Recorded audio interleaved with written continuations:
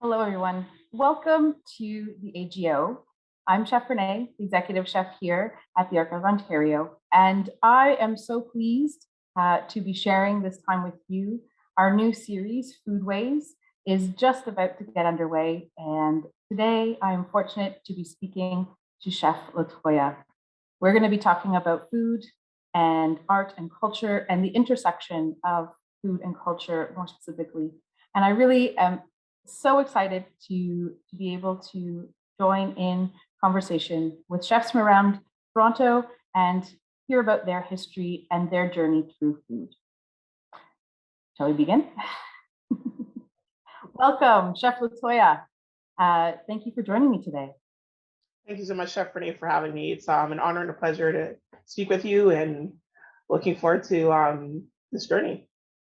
As am I. This has been a great journey for us, getting underway and talking through what really brings us together as a community of chefs, as a community of artists, as a community in general. Before we begin, just tell me a little bit about your culinary journey and what brought you to this point in your career. I see from your bio that you have trained at George Brown, as have I, and really just tell me about your journey and what brought you to this place in time. You know what it was with food? It gave me a purpose to begin with, because originally when I went to culinary arts, it kind of was not my path in any way, shape, or form. I originally was going to school for like advertising and public relations. And my mother had gotten a contract in the States, and she'd be gone for a while. And it was like me, my dad, and my three brothers. My sister had already gone. So it was like kind of sink or swim. My dad cooks like two things. So I was like, let me go take a night class and just kind of like, my mom had already taught me stuff, because food just in Caribbean culture is so big. Like everything we do is just huge meals. But then just to get more of a technical, I was like, let me take one or two night school classes at GB, and ended up really loving it, enrolled in the culinary program. And yeah, and then through doing it, I found passion, and then definitely I found like a purpose in life. And here we are. God has been Amazing. good. Yeah. I see that your journey took you through Europe and Mexico, and what really brought you back to Toronto? What made you come sort of full circle in that journey? Toronto's home. I think it's absolute greatest city in the world. I feel like I'm fairly well traveled. Don't be wrong, I do love Italy, and Jamaica is like my Disneyland. So, but Toronto's just home. And what I really, really loved about traveling around and coming back to Toronto is so multicultural. I can literally eat anything that I'm craving for. If I feel like Lebanese food or Ethiopian food or Jamaican food or, Canadian food, like, I can really experience everything here. And I just kind of wanted to be part of that culture and, bring Toronto to such a forefront, because it really is.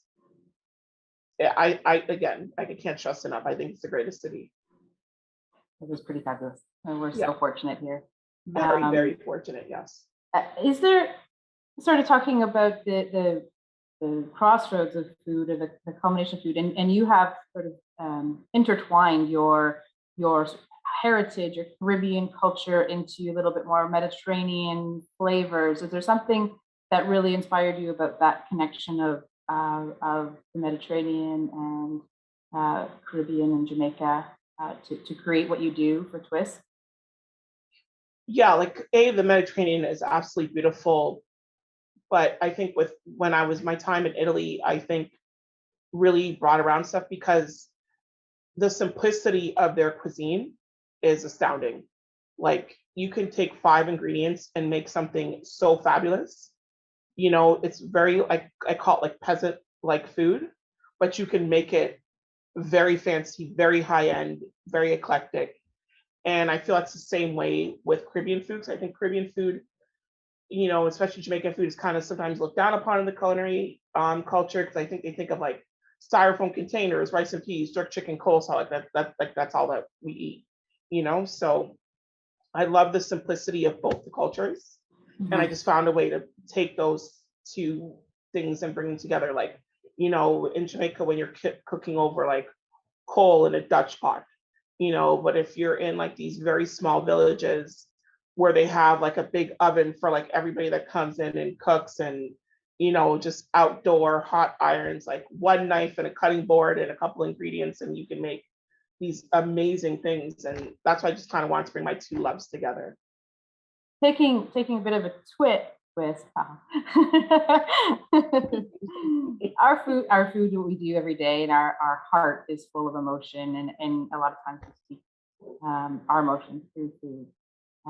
If you had a dish that could just emote you and really just give us a sense of you, give us a little bit of insight into that. What would it be, and how and what and why is that dish so special to you?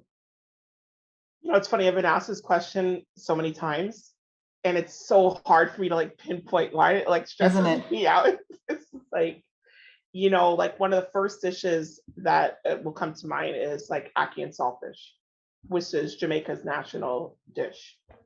Um, because it just reminds me of my my background. It reminds me of like Christmas morning. It reminds me of like, just special events. Like it's just like, you made ackee and saltfish, or sometimes just I'm still grateful to have both my parents, and that's like a breakfast that we have together, so I love that. Um, Braised meats like oxtail. It's one of my favorite dishes. But then like bolognese, I don't know, there's something about a bolognese. It's so simple, it's so hearty, it's so filling, and I could do so many different things with it. Like I can make a lasagna, I can just eat it just by itself. I can have it with some different pastas and noodles and pappardelle or whatever. Like, so I'm gonna say kind of those three things, because that was also a thing that my dad would actually eat. My dad is like hardcore Jamaican, like I'm not eating anything outside of this. But if I make a bolognese and spaghetti, he's like, I like this. So I think those are the things that kind of bring it back to me. And then when if I have a marinara, I can make pizzas, because my nieces and nephews, growing up, I would teach them how to roll out the pizza dough, and that would be like our thing, in making pizzas. So, and the marinara with the sofrito is like the base to the great bolognese. So, yeah, let's do ackee and saltfish, oxtail, bolognese. Amazing. A little bit about the exhibition. You just saw it.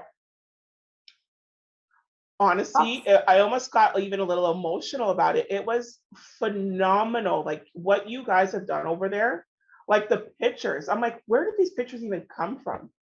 And one of the pictures that really stood out to me, there was like four ladies, and they had these the big banana leaves, with the banana on their heads.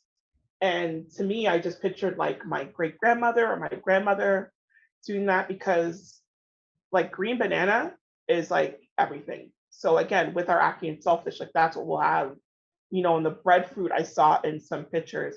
But just I think what really brought back to me was how these people harvested their own food.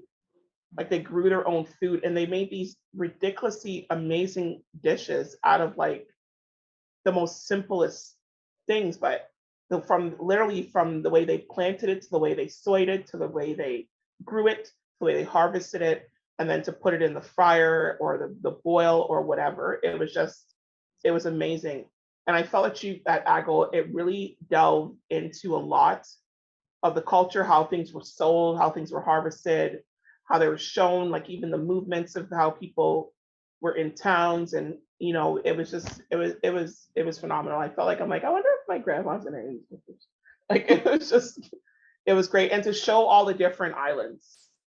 So it wasn't like it was just one island. Like you really did do the Caribbean, which is fantastic. Because I find a lot of people don't understand how the Caribbean has so many different cultures and everything. I think when people speak of Caribbean, I feel like they only bring up like Jamaica or maybe like Trinidad or something, where there's a lot of these amazing small islands that have so much culture, so much great food, so much history, like even like box soil and like, yeah, you guys really did a fantastic job on showcasing it. Is there anything that you wanted to talk about with the conversation regarding the exhibition, regarding food and culture? Is something that really drives you doing what you're doing and moving you forward? Well, for sure, I really want to drive people to go to AGO and check out this exhibit. I really, really need people to understand how rich Caribbean culture is and the footprint that it's left on our culinary world. And just in general, I mean, like Jamaica's slogan is out of many, one people, because there's so many cultures. Like I can go to Spanish Town, it's like all Asians, East and West Asians, you know? If I'm in Kingston, I'm like talking to people of German descent who have thicker accents than my parents, Jamaican accents than my parents. So it's all of those cultures coming in. I really want people to understand how great Caribbean food is, from St. Lucia to Grenada to St. Kitts to Trinidad. So much different influence, so many different levels of flavor and texture. We are more than styrofoam containers. We are more than rice and peas. We are more than creamy mayonnaise coleslaw. Like, you know, like so much more. You know, like escabeche fish, which originally was like kind of like a little bit of like a Portuguese type of influence, and how they took that and made it, you know, ackee, which is Jamaica's national dish, but actually came from West Africa. They brought those trees in the 17th century and planted them in the islands. You know, just understanding again, just that we're more than what you think. And we can be just as high end and just as fine dining as any cuisine, because when the day's done, it's how you plate it.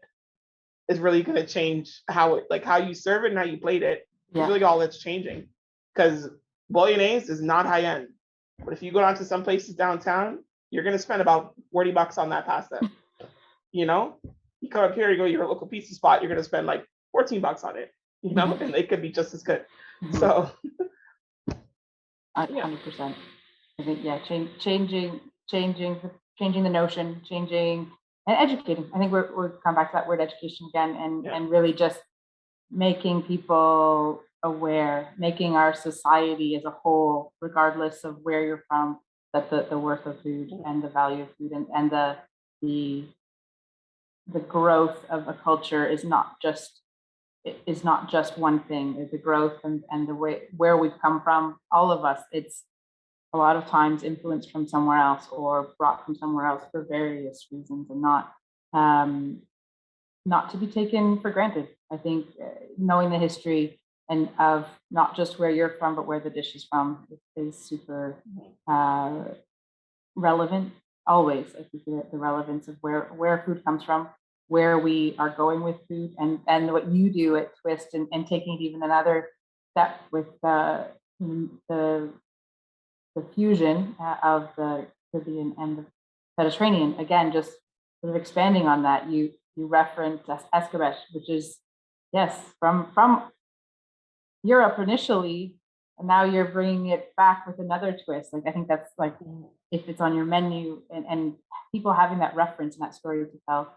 I say often, even to cooks here or chefs or colleagues, it's about the context.